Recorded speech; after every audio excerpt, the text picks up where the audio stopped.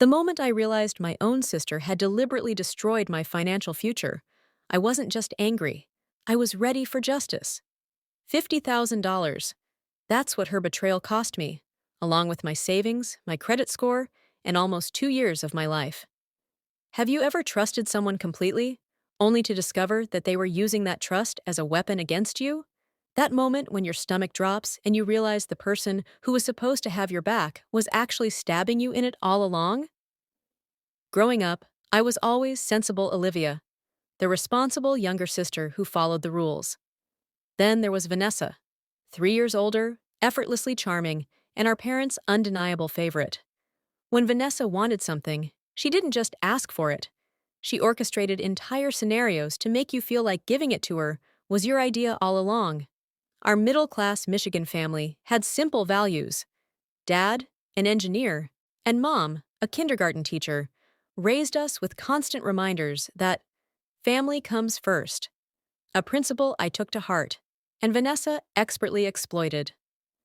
While I meticulously saved my allowance, Vanessa burned through hers in days, then somehow convinced our parents she needed more for educational experiences, usually shopping trips with friends. After college, our paths diverged even further. I became a financial analyst, building savings and contributing to retirement accounts. Meanwhile, Vanessa floated between marketing jobs, quitting whenever a boss failed to recognize her potential. Her Instagram showcased a glamorous life of weekend getaways and designer purchases, funded by mysterious means, and those small loans from our parents that never seemed to get repaid. Despite everything, I admired her confidence. That's the thing about manipulative siblings. They make you question your own choices, even while you're making the right ones. When Vanessa called me squealing about meeting the one at an industry conference, I was genuinely happy for her. Maxwell appeared impressive on paper. International finance executive, worldly, and supposedly from old money. Their romance moved at lightning speed, expensive dates, lavish gifts, and Instagram-worthy weekend trips to destinations I could barely afford to Google. Max just gets me, Vanessa would gush during our calls. His family has this gorgeous villa on the Amalfi Coast, where we'll stay after the wedding. Can you believe it, Liv? I'm marrying into actual wealth. I'd only met Max twice, both times at rushed dinners, where he spent more time answering urgent business calls than making conversation. But my sister seemed happy, so I ignored the knot forming in my stomach. 6 months after they met, Vanessa was planning a wedding that could rival royalty. The venue, Blackstone Estate, that lakeside mansion that costs more than most people's houses. The dress, custom designer. The honeymoon, a month-long European tour culminating in a traditional family blessing ceremony at his family's Italian villa. Then came the phone call that would ruin my life. "Liv, I need a tiny favor," Vanessa said, her voice dripping with that sweetness that always preceded a request. "There's been a slight hiccup with Max's trust fund distribution. Just paperwork delays, nothing serious. It's absolutely coming, but not for 2 months after the wedding." She explained they'd already put non-refundable deposits on everything, the venue, caterers, flowers, and needed a quick solution to cover the remaining $50,000 balance. "We've applied for a wedding loan, but they need a co-signer with solid credit," she continued. "Mom and Dad can't do it because of their retirement status. It's just a formality, Liv. Max's distribution is guaranteed. You won't pay a dime, I promise." When I hesitated, her approach shifted seamlessly. "You're my maid of honor, my only sister. Don't you want me to have my perfect day?" Her voice quivered perfectly. "Besides, Max's family connections could really help your career. They know everyone in finance." Then she delivered the masterstroke. "This is what family does for each other, right? Mom and Dad always taught us family comes first." She knew exactly which buttons to push. My lifetime of conditioning to prioritize family, my desire for her approval, my financial responsibility that made me the perfect co-signing candidate. Before I tell you what happened next, can you already spot the red flags I missed? The convenient timing of the paperwork delay? The trust fund no one could verify? The boyfriend I barely knew? Let me know in the comments, because what I'm about to share next will show just how calculated this setup really was. The next day, I sat across from a loan officer at Midwest Financial, watching as Vanessa charmed him with wedding details. The paperwork between us might as well have been written in blood. Just a formality, Vanessa whispered, squeezing my hand as the banker stepped away. In 2 months, this will be completely paid off. You're saving my dream wedding. I scanned the documents. $50,000 loan, 36-month repayment plan, 8.75% interest rate. Vanessa and Maxwell listed as primary borrowers. Olivia Jenkins as co-signer guarantor. My signature would legally bind me to every penny. The banker returned, sliding the final page toward me. Ms. Jenkins, I need to confirm you understand that as co-signer, you're equally responsible for this debt. If the primary borrowers fail to pay, the obligation falls to you. I looked at Vanessa, who nodded reassuringly. My sister understands. But it's just a technicality. Max's trust fund distribution will pay this off completely in less than 2 months. I signed my name. Just like that. With a pen stroke that took 3 seconds, I handed my sister a loaded gun pointed at my financial future. I'll never forget this, Vanessa said tearfully, hugging me tight. You're the best sister anyone could ask for. She was right about one thing. I would never forget. If you're enjoying this journey of betrayal and revenge, drop a like to help others find this story. Trust me, what's coming next will make your blood boil. The wedding was everything Vanessa wanted. A fairy tale brought to life at Blackstone Estate. Thousands of twinkling lights transformed the venue into something magical. Crystal centerpieces caught the sunset, while waiters served champagne worth more than my monthly rent. Vanessa floated through it all in her designer gown, the picture of bridal perfection. As maid of honor, I gave a heartfelt speech about sisterly bonds and trust that brought tears to everyone's eyes. My sister has always known exactly what she wants, I told the crowd, and I couldn't be happier that today she gets her perfect happy ending. If only I'd known what kind of ending was actually being written.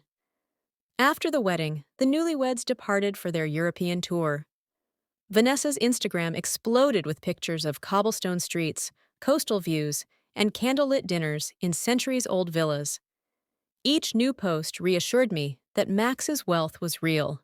Each caption about living our best life convinced me the loan would soon be repaid. I had no idea that with every sunset photo, every tagged luxury resort, every blessed to be here caption, they were actually documenting the beginning of my nightmare. Exactly 30 days after the wedding, my mail contained an envelope from Midwest Financial. Inside was the first payment notice for the wedding loan, $1,880.47, due immediately. My heart raced as I texted Vanessa, "Hey, got the first loan payment notice. Has Max's trust fund come through yet?" 3 hours later, my phone pinged. "Tiny paperwork hiccup. So annoying with these family trusts. Can you cover this month? Promise we'll pay you back with interest." I stared at my phone, that knot in my stomach tightening. I made the payment from my emergency fund, telling myself it was just temporary. Meanwhile, Vanessa's Instagram showed them extending their Italian stay. There they were on a private yacht tour along the Amalfi Coast. There was Vanessa in a designer sundress, captioned, "Living like royalty at Max's family villa." There they were dining at restaurants where the menu had no prices. My second text went unanswered for 2 days. When she finally replied, it was with a video of sunset cocktails. "Reception's spotty here. Don't worry about money stuff. We're handling it." When the second payment notice arrived, I called her directly. After 8 rings, she answered, dance music pulsing in the background. "Liv! Can't really talk now. We're at this amazing party with Max's cousins. Vanessa, I need to know about the loan. I made the first payment, but that was all my emergency fund. When is Max's money coming through?" Her voice cooled instantly. "There's been a complication with the family lawyers. So uptight about everything." "What kind of complication? This is $50,000, Vanessa. I need details." "God, this is why you're still single," she sighed. "Always panicking about money." Instead of enjoying life, look, I've got to go. We'll figure it out. She hung up. I sat in stunned silence. The third payment notice arrived, as Vanessa's Instagram location changed to Bali. Now the post showed beachfront yoga, tropical cocktails, and a stunning ocean view villa. Her captions had shifted from vacation to our new home and expat life. I tried calling daily. No answer. I messaged Max. No response. I emailed both of them urgently. Nothing. Then, just as I was considering filing a police report, an email arrived from an unfamiliar address.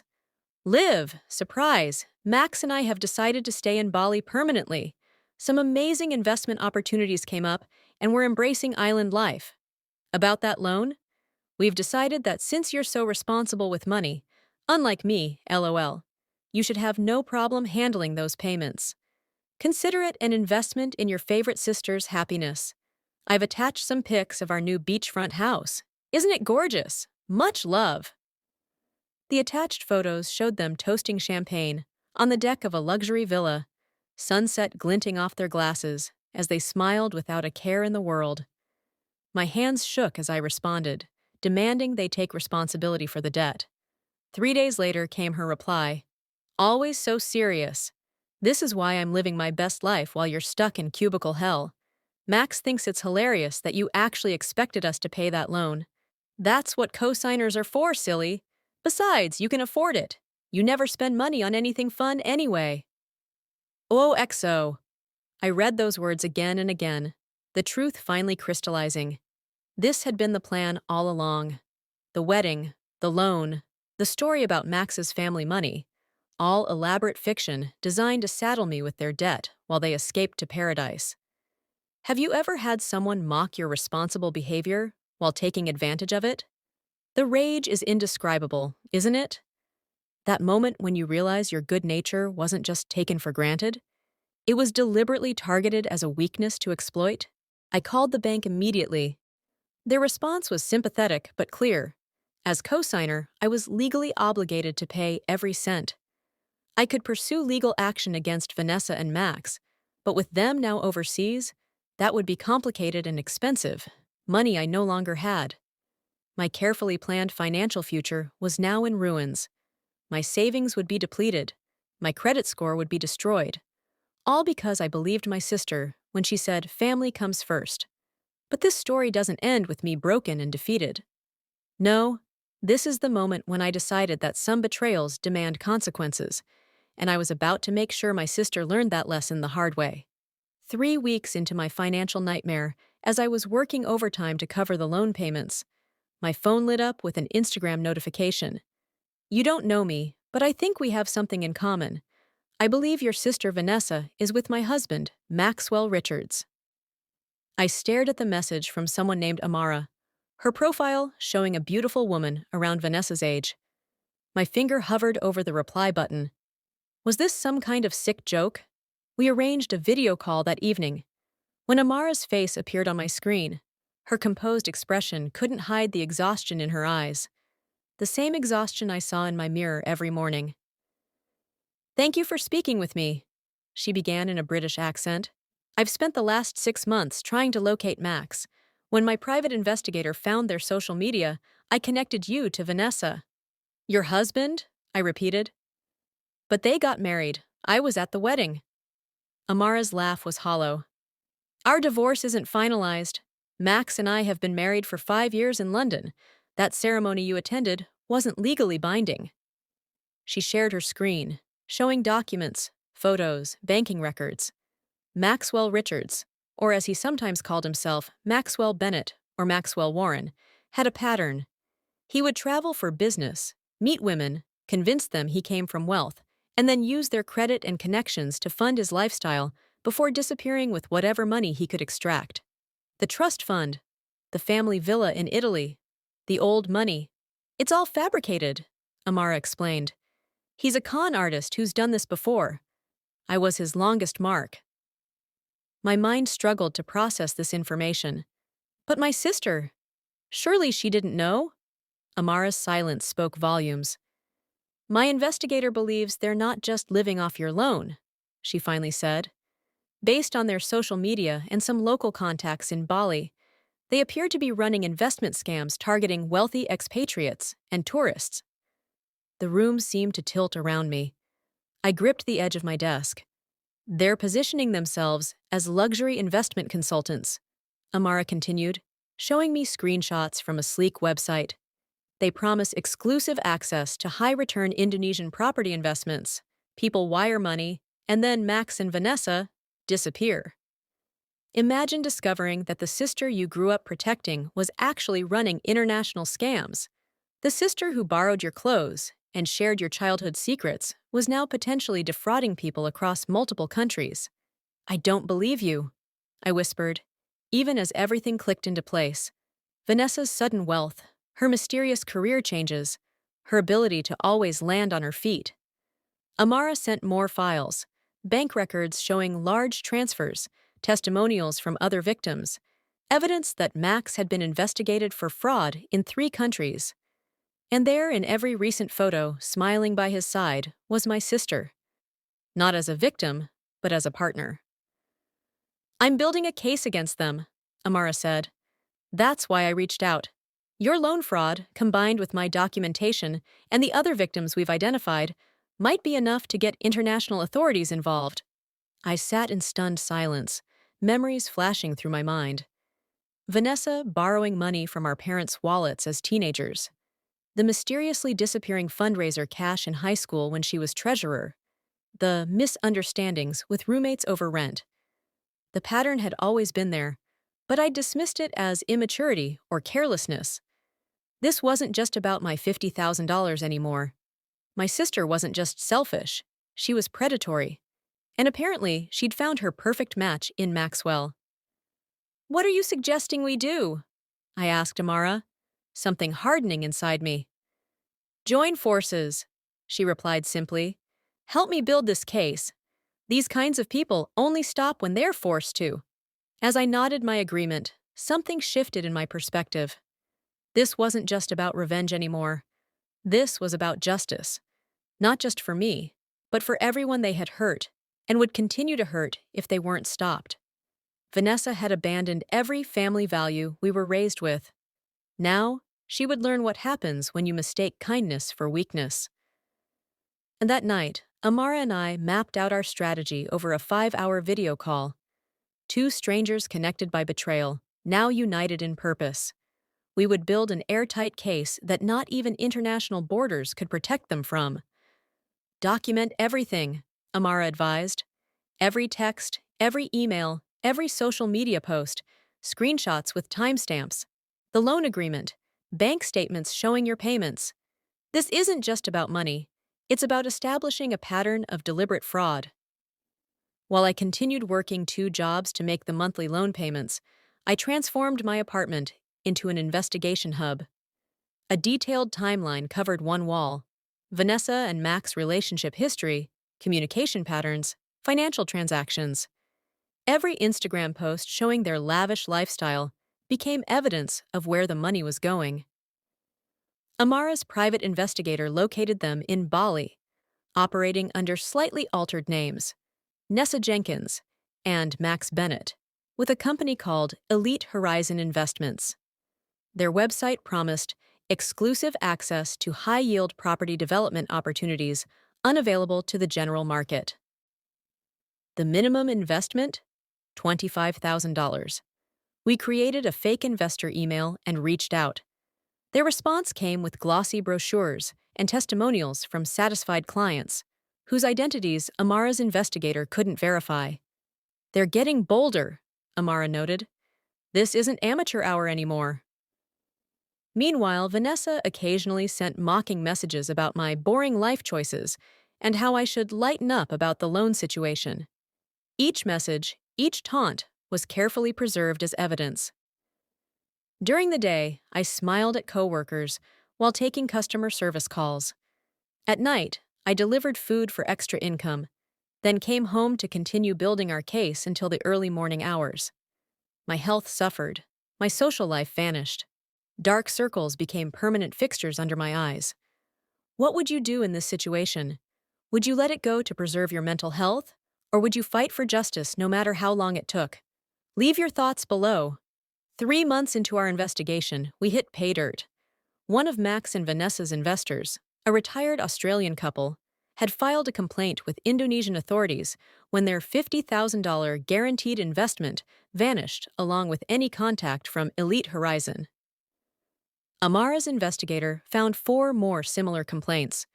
We contacted each victim, adding their statements and evidence to our growing file. The pattern was identical: promises of exclusive investment opportunities, rapid relationship building, then complete disappearance after funds were transferred. We're almost there, Amara told me during our nightly call. But we need to be strategic about which authorities to approach. This crosses multiple jurisdictions. I'd lost 15 pounds I couldn't afford to lose. My apartment was down to bare essentials. I'd sold anything valuable to keep making loan payments.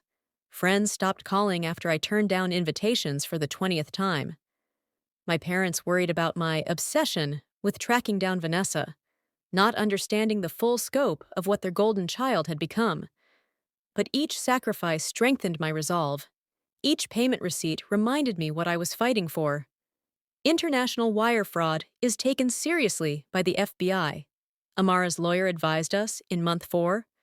With American victims and perpetrators, they can coordinate with Indonesian authorities. Together, we assembled a comprehensive dossier: the wedding loan documentation, bank records, communication histories, social media evidence, victim statements, company registration details, and a timeline showing the deliberate pattern of deception. While they lounged on beachfront decks sipping champagne, we were building the tsunami that would wash away their fantasy world. "Are you sure you want to do this?"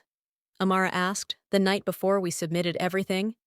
"She's still your sister." I looked at my most recent bank statement showing the dwindling remains of my savings, then at Vanessa's latest Instagram post captioned "Thursday vibes." Some people work for money, smart people have money work for them. "The sister I grew up with is gone," I replied. "This person needs to be stopped before she hurts anyone else." The next morning, we submitted our evidence to the FBI's International Operations Division, the Financial Crimes Enforcement Network, and through Amara's contacts, to British and Indonesian authorities. And then we waited, watching their social media for any sign they sensed the approaching storm. 6 months of silence from authorities nearly broke me.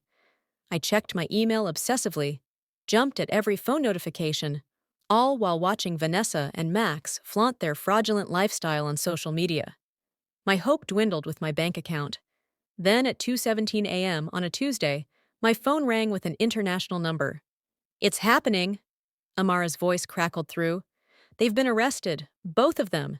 Indonesian police raided their villa 3 hours ago." I collapsed onto my kitchen floor, clutching the phone. "Are you sure?" My investigator confirmed it. The authorities coordinated across 3 countries based on our evidence. They're being held without bail. Within hours, the story hit international news. Bonnie and Clyde of Bali. International fraudsters arrested in luxury villa raid. The headlines described a sophisticated international investment scam operation that had defrauded victims across multiple countries. There on my screen was my sister, not in designer clothes by the beach, but in handcuffs, being escorted to a police vehicle. Her expression was no longer smug, but stunned, as if she couldn't believe her actions had consequences. The investigation revealed their operation was larger than even we had suspected. They'd scammed over $1.2 million from 15 victims across 4 countries. The wedding loan that had destroyed my finances was just their startup capital. This story is about to reach its most satisfying conclusion. If you haven't subscribed yet, do it now to never miss stories like this. The legal proceedings were complex and spanned multiple jurisdictions. Eventually, both were extradited: Max to the UK to face charges there first, and Vanessa to the US. Their assets were frozen, their beachfront paradise seized. I attended Vanessa's arraignment. She'd lost weight in custody. Her designer tan faded under harsh fluorescent lights. When she spotted me in the courtroom, she mouthed, "Help me!" As if our family bond might override everything she'd done. The prosecutor laid out the case meticulously. wire fraud, conspiracy, identity theft, financial crimes across international borders. The evidence Amara and I had gathered formed the backbone of the prosecution's case. When allowed to speak, Vanessa turned to me. Olivia, I'm sorry. I never thought it would go this far. Max convinced me. You convinced yourself, I interrupted, meeting her eyes steadily. Max may be a con man, but you chose to betray your own sister. The judge was unsympathetic. Ms. Jenkins, the calculated nature of your crimes, particularly exploiting family relationships and vulnerable expatriates, demonstrates a disturbing pattern of predatory behavior. Her sentence? 5 years for fraud and financial crimes, plus an order to pay full restitution to all victims, including me. Max received 8 years in the UK, with additional charges pending in Indonesia. As they led Vanessa away, a reporter thrust a microphone toward me.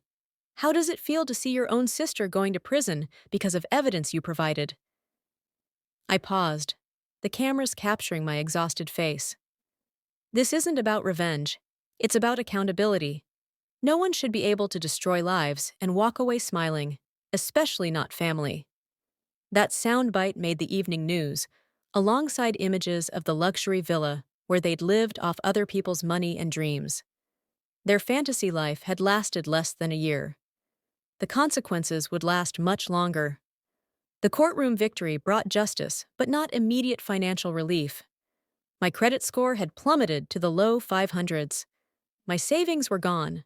My apartment was furnished with secondhand basics after I'd sold everything of value to make loan payments. The restitution order meant little initially. You can't squeeze money from someone in prison earning 23 cents an hour. 2 years after her sentencing, I received the first payment through the court system, $42,000. It wasn't the amount that mattered, but what it represented. The beginning of consequences for someone who had never faced them before. I used that first payment to start a special account, not for myself, but for something more meaningful. I'd explain that shortly. Meanwhile, something unexpected emerged from this nightmare: genuine friendship. Amara and I, bound initially by betrayal, discovered connections beyond our shared trauma. She eventually received a substantial settlement from her divorce and the fraud case against Max.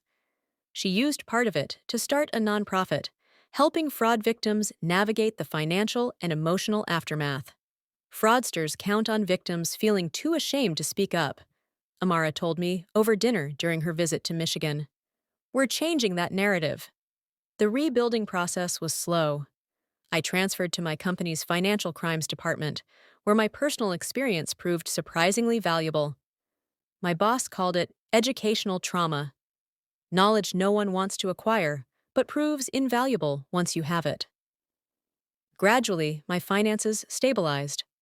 The loan was legally transferred to Vanessa's name through court proceedings. My credit score began its slow climb back to respectability.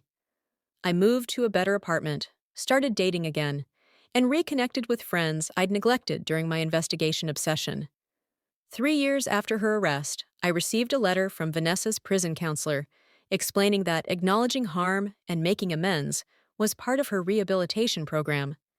Enclosed was a 12-page handwritten letter from my sister. I've spent 1,095 days thinking about what I did to you, she wrote. At first, I blamed Max, then our parents for always bailing me out, then society for making me feel like I needed luxury to be valuable. But the truth is simpler and harder. I chose this. I valued things over people. I valued appearance over substance. I valued immediate gratification over lasting relationships. I betrayed the one person who always believed in me, even when I didn't deserve it. The letter continued with detailed recognition of the harm she'd caused, not just to me, but to everyone their schemes had affected. Her counselor noted that Vanessa had refused to minimize her role, insisting on taking full responsibility separate from Max's influence. I'm eligible for early release next year, her letter concluded. I don't expect forgiveness or reconciliation.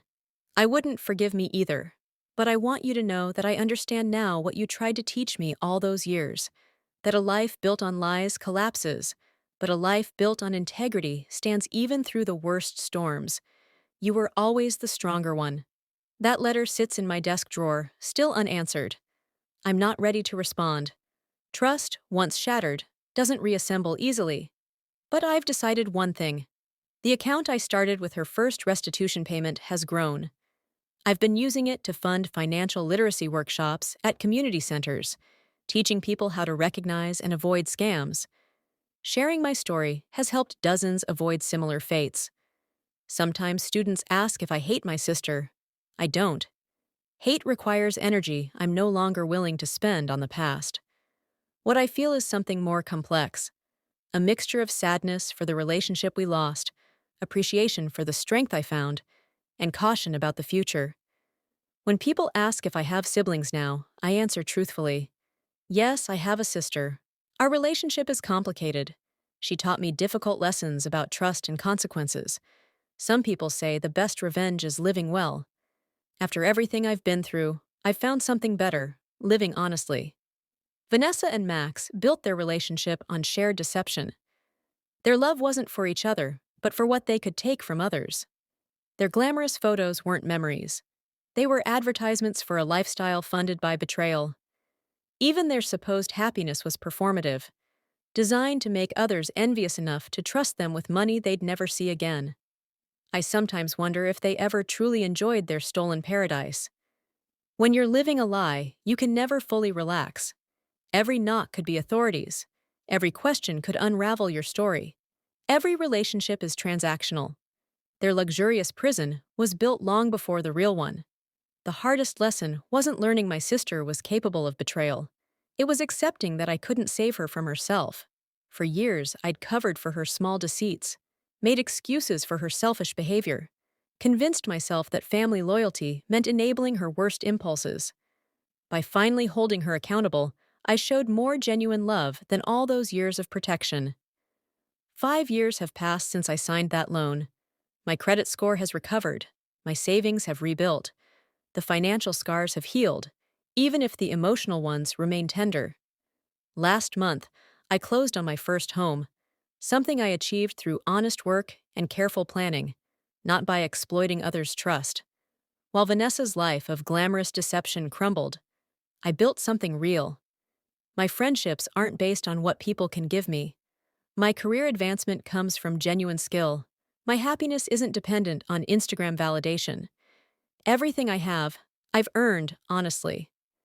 Sometimes the people who hurt us most become our greatest teachers. Vanessa taught me that integrity isn't just a moral choice, it's a practical one. Deception might deliver short-term gains, but truth builds foundations that last. If this story of betrayal and justice resonated with you, make sure to subscribe, hit the notification bell, and share with someone who appreciates sweet revenge. What would you have done in Olivia's situation? Would you have pursued justice at any cost, or found another way forward? Let me know in the comments below. Remember, here at Nexus of Revenge, we believe every betrayal has its reckoning, and sometimes the most satisfying revenge is simply refusing to become what hurt you.